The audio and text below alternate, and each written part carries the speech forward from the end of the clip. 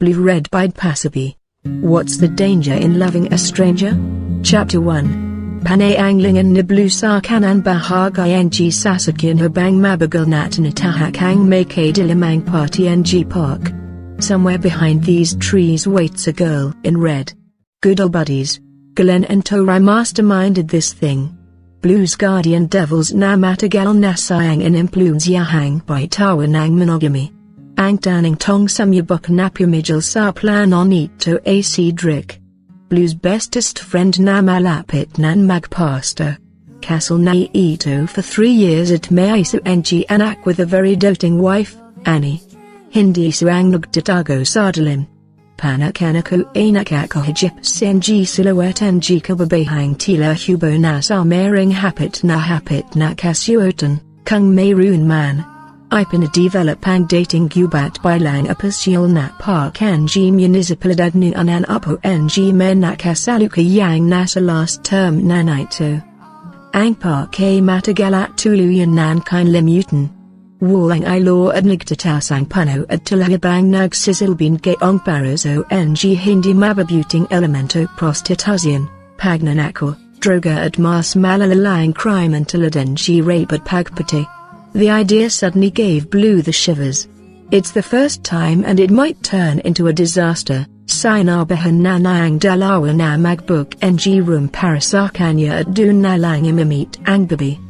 But the two insisted that Blue better experience the real thing kung once na alang naman gagawin.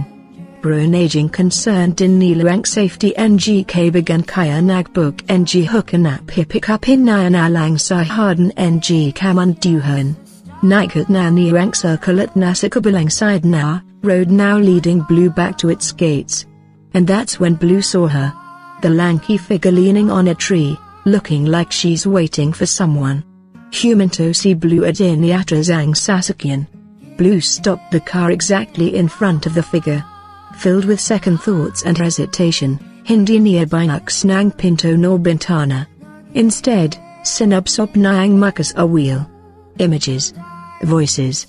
They started to haunt again, flashbacks to a month earlier. It's Friday night so Blue's not expecting to see a lot of people in the house. Nasa mahjong and malamang si Tita C, their late mother's sister. May El Shaddai si Mommy S, their mom's aunt. Their father, who's seldom home anyway, is at his new girlfriend's house probably. And Blue's brother, June, is out with his wife, Chris. Si Fernie lang malamang ang nasa bahay tonight, which made Blue grin. Blue's partner of 8 years still has that effect on her. Sure was a course path to 8 years.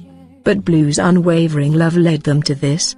Their own house, a burger store franchise and a car, all because Fernie inspired her to work hard. Silence welcomed her though when the door opened. She checked her handphone. Fernie's home as per the SMS. Then it struck her and Blue smiled. Napatingala sa ceiling. Must be one of Fernie's surprises. Bitbit ang bag and some folders, binagdas na ang hagdan patungo sa second floor where theirs is the master bedroom. From the landing, nahijipagad ang kanyang mata ang nakabilag ang piga ni Fernie. Blue vaguely remembers what happened next, yet she sure crossed the hallway in a flash. Hospital. Fernie's safe according to the nurses. The doctor who checked on Fernie happened to be an old classmate. She asked Blue for a private talk inside an office. I am hoping that you are aware of what's going on, B. Sure as hell's vague, but Blue decided to not interrupt the old classmate. Yet bad thoughts are starting to come. Is Fernie sick? Am I gonna lose her?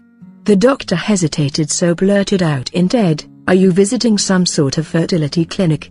Nay pakunot ang nu nasa tanon. It made her confused. She didn't speak, but the answer the doctor needed was on her face. Blue heard another throat clearing, which the person seems to like to do. Blue. Fernie's perfect. She's not sick. Only pregnant. The doctor looked away after it didn't sink in until Blue found herself sitting beside the sleeping face. She stared at it, but her head's empty. And she feels nothing. Numb. 3 days after. Ano bang problema mo? Hanggang gayon ay mo akong kausapin. Nagmuma kanakong tanga si harap nila papa. Blue turned away like usual.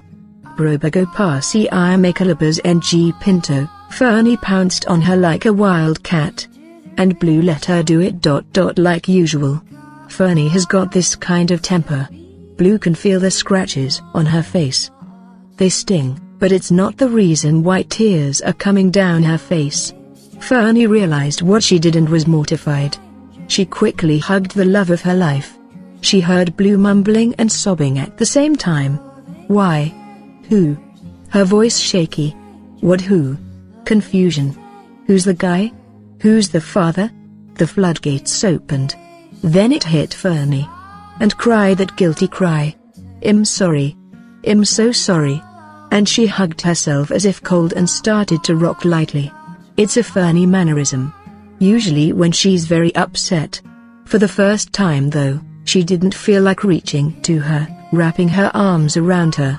That moment, Blue didn't even want her near with more composure now. Who? I don't know. Fernie managed to say one more lie won't make things better. I don't know. I don't know who. Then, whispered, there were 3 no four of them. The sobbing started again. I was too drunk can barely remember. That was too much for Blue to take. Her vision's as bad as a reptile's right now. Tears a waterfall. She found her way to her car and drove off. Didn't even see the rest in the hall staring silently at her. A loud rapping brought Blue back to the present. It's the girl Glenn and Tori said will make her forget everything. Whose secret code for tonight is red.